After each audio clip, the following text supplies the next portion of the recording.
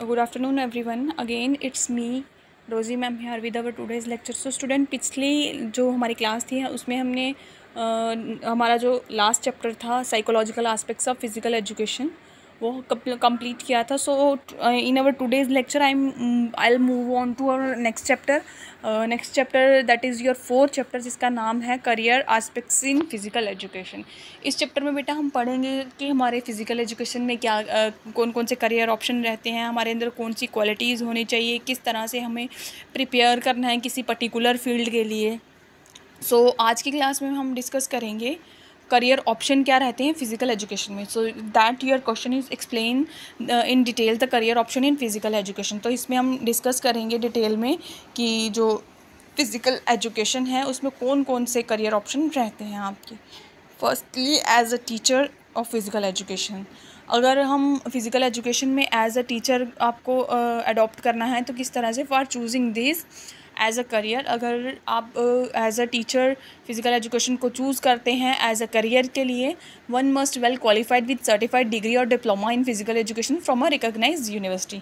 If you going for this option as a teacher in physical education, आपके पास क्या होना चाहिए, एक अच्छी क्वालिफिकेशन होनी चाहिए और आपके पास कोई भी डिग्री या सर्टिफिकेट या फिर डिप्लोमा होना चाहिए फिज़िकल एजुकेशन में किसी भी अच्छी वेल रिकॉग्नाइज्ड यूनिवर्सिटी से. सेकेंड पॉइंट है एज अ कोच.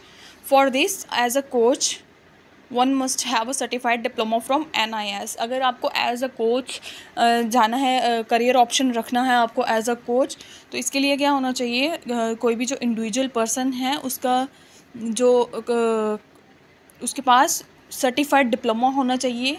अगर एज अ कोच जाना है तो डिप्लोमा जो है वो कहाँ से होना चाहिए, NIS का होना चाहिए, यानी कि नेशनल इंस्टीट्यूट ऑफ स्पोर्ट्स का होना चाहिए किसी भी गेम या किसी भी स्पोर्ट में. He must have a good experience of playing and participating in the game. So अगर आप किसी भी फील्ड में जाते हो, आप किसी को सिखा तब पाओगे ना जब आपको पूरी नॉलेज रहेगी. तो एज अ कोच अगर आपको जाना है तो आपको एक अच्छा एक्सपीरियंस होना चाहिए किसी भी गेम स्पोर्ट्स जो भी आपकी जिसके लिए भी आप कोचिंग अडॉप्ट करोगे, तो आपके पास क्या होना चाहिए, एक अच्छा एक्सपीरियंस होना चाहिए किसी भी गेम को प्ले करने का या किसी भी गेम में पार्टिसिपेट करने का. नेक्स्ट पॉइंट है आपका as a physical training instructor. अगर आपको फिज़िकल ट्रेनिंग इंस्ट्रक्टर बनना है तो उसके लिए क्या होना चाहिए, टू चूज़ दिस. अगर आप ये वाला ऑप्शन चूज़ करते हैं as a career, one must pass is certified diploma after 12th and good physical fitness abilities. तो अगर आपको ये ऑप्शन चूज़ किया है आपने, तो इसके लिए क्या होना चाहिए, जो आपका करियर है वो कहाँ से आपके पास क्या होना चाहिए, आपके पास एक अच्छा डिप्लोमा होना चाहिए 12th के बाद. 12th के बाद अगर आपके पास किसी भी वेल रिकॉग्नाइज्ड यूनिवर्सिटी या कोई भी फिज़िकल एजुकेशन के रिगार्डिंग आपके पास डिप्लोमा होगा, देन आप अगर फिज़िकल फिट होंगे, फिज़िकल फिटनेस वाली एबिलिटीज़ होंगी आपके अंदर, देन आप एक अच्छे ट्रेनिंग इंस्ट्रक्टर बन पाएंगे. नेक्स्ट पॉइंट है एज अ फिटनेस ट्रेनर. अगर आप as a fitness trainer career option रखेंगे तो क्या होगा, to choose this as a profession.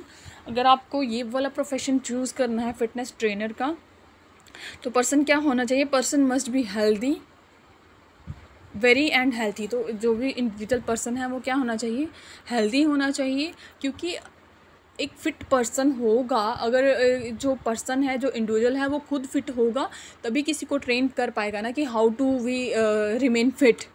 तो जो पर्सन है वो वेल होना चाहिए, वेल करेक्टर होना चाहिए, वेल बॉडी उसकी जो है अच्छी होनी चाहिए, फिट एंड हेल्दी होना चाहिए. He should have the experience about the need of the group team and how to give fitness schedule. तो जो भी इंडिविजुअल है वो उसको क्या होना चाहिए, अच्छा एक्सपीरियंस होना चाहिए, उसको पता होना चाहिए कि मैं किस तरह से बाकियों को ट्रेन करूँगा, मेरे ग्रुप या टीम की नीड्स क्या हैं और उस क्या मेन मोटिव क्या है, उसके पास जो अच्छी फिज़िकल फिटनेस होनी चाहिए. नेक्स्ट पॉइंट है एज अ स्पोर्ट्स जर्नलिस्ट. अगर आपको as a sports journalist career option physical education को रखना है, today medias news magazine etcetera need professional people of sports to perform journalism. तो आज की जो मीडिया आज का जो मॉडर्न वर्ल्ड है, इसमें क्या है, मेन क्या है, सोशल मीडिया है, न्यूज़ है, मैगज़ीन है. अगर किसी भी न्यूज़ मैगज़ीन या मीडिया को नीड रहती है प्रोफेशनल पीपल्स की, जो बेसिकली कहाँ से होते हैं, स्पोर्ट्स से होते हैं, तो उनको उन पीपल्स की नीड होती है जो क्या कर सके, अच्छे से जर्नलिज्म को अच्छे से परफॉर्म कर सके। So this career option is also coming up as need. तो नेक्स्ट टाइम जो आगे जो टाइम आएगा उसमें ये क्या होगा, इसकी ये जो करियर ऑप्शन है ये बहुत जाएगा, इसकी बहुत नीड रहेगी। नेक्स्ट पॉइंट है एज अ कमेंटेटर और रिपोर्टर। एज अ कमेंटेटर और रिपोर्टर अगर आपको फिजिकल एजुकेशन को चूज़ करना है, the large number of channels and newspaper need good commentator as reporter. कहता है बहुत लार्ज नंबर में जो चैनल्स हैं या न्यूज़पेपर हैं उनको बहुत ज़्यादा नीड रहती है किसी भी कमेंटेटर की और रिपोर्टर की।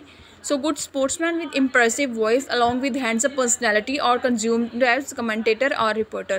तो इसमें इन्होंने कहा है कि एक अच्छा जो स्पोर्ट्समैन है उसकी वॉइस कैसी होनी चाहिए, इम्प्रेसिव वॉइस होनी चाहिए। इम्प्रेसिव वॉइस के साथ साथ जो उसकी बॉडी स्ट्रक्चर है वो क्या होना चाहिए, अच्छा होना चाहिए, ताकि वो क्या कर सके। अगर कोई पर्सन एज अ कमेंटेटर जाता है तो उसके लिए as a commentator option choose करना चाहता है तो उसकी जो वॉइस है वो इम्प्रेसिव होनी चाहिए। If you going for reporter, like reporter आपको करियर ऑप्शन चूज़ करेंगे तो आपकी जो पर्सनैलिटी है वो वेल होनी चाहिए, ताकि वो क्या कर सके, कंज्यूम कर सके एज अ कमेंटेटर और reporter.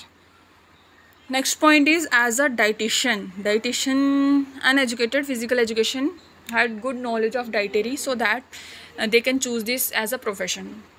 As you all aware about this, अगर कोई भी पर्सन जो है वो फिज़िकल एजुकेशन को अडॉप्ट करता है तो उसमें उसको पूरी नॉलेज रहती है हमें किस तरह की डाइट लेनी है, किस तरह से अपनी बॉडी को फिट रखने के लिए कौन कौन सी जो न्यूट्रिशन है हमें चाहिए, कि किस एज में कितना न्यूट्रिशन या कितनी डाइट होनी चाहिए। ये जेंडर टू जेंडर भी मैटर करता है, मेल है तो उसकी कितनी डाइट होनी चाहिए, फीमेल है तो उसकी कितनी डाइट होनी चाहिए, प्रोपोर्शन क्या रहना चाहिए। अगर किसी पर्सन को ये इन सब चीज़ों की यानी कि डाइटेरी की, डाइटिशियन की, न्यूट्रिशन की पूरी नॉलेज रहती है तो वो क्या करता है फिज़िकल एजुकेशन को, ये जो उसका डाइटिशियन, वो डाइटिशियन को एज अ प्रोफेशन चूज़ कर सकता है। एज अ बायोमैकेनिस्ट, एज अ बायोमैकेनिस्ट भी एक अच्छा ऑप्शन रहता है फिजिकल एजुकेशन में। Talented and good researches of physical education help in developing a new scientific tools. कहता है अगर जो टैलेंटेड और अच्छे रिसोर्सेज हैं फिजिकल एजुकेशन के, वो क्या करते हैं, हेल्प करते हैं क्या करने में, नए न्यू साइंटिफिक टूल्स को बनाने में हेल्प करते हैं। जो क्या करते हैं, वो जो टूल हैं वो हेल्प करते हैं ह्यूमन रेस की। They are required in fast growing industry, और वो जो टूल्स प्रिपेयर होते हैं फ्रॉम दैट साइंटिस्ट वो किस में यूज़ किए जाते हैं, हमारी जो ग्रोइंग इंडस्ट्रीज़ हैं उनमें यूज़ किए जाते हैं।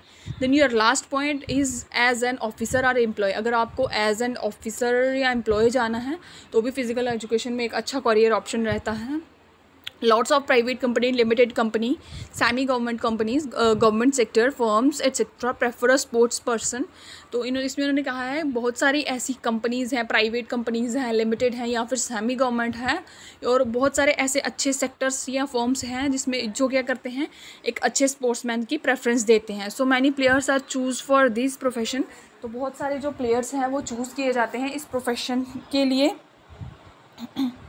Like in railways, Airways, police, defence, banking, electricity boards etcetera. तो स्पोर्ट्स पर्सन की नीड, इस तरह की स्पोर्ट्स पर्सन की नीड रहती है कौन कौन से प्रोफेशन में, लाइक रेलवेज़ में, एयरवेज में, पुलिस, डिफेंस में, बैंकिंग, इलेक्ट्रिसिटी बोर्ड एक्सेट्रा। इन सब में क्या रहती है, एक अच्छे स्पोर्ट्समैन की नीड रहती है। तो ये था बच्चा आपका आज का लेक्चर, जिसमें हमने डिस्कस किया कि कौन कौन से करियर ऑप्शन रहते हैं फिजिकल एजुकेशन में। सो बच्चा आज के लेक्चर में हम इतना ही रखेंगे। Thank you students, have a good